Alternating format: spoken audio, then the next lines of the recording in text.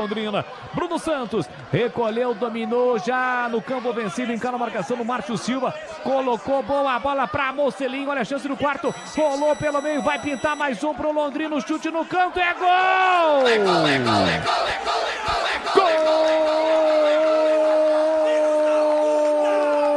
Gol do Londrina!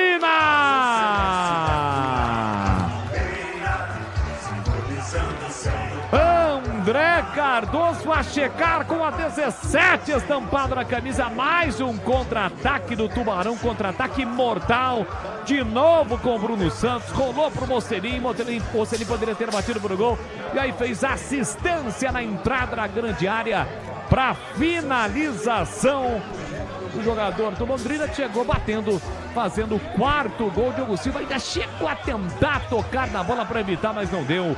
O Londrina amplia, 47 minutos. Segundo tempo tá registrado 32. No majestoso, foi o camisa 32. Agora sim, João Tavares. João Tavares com a 32 estampado na camisa. 4-0 pro Londrina, Pepe.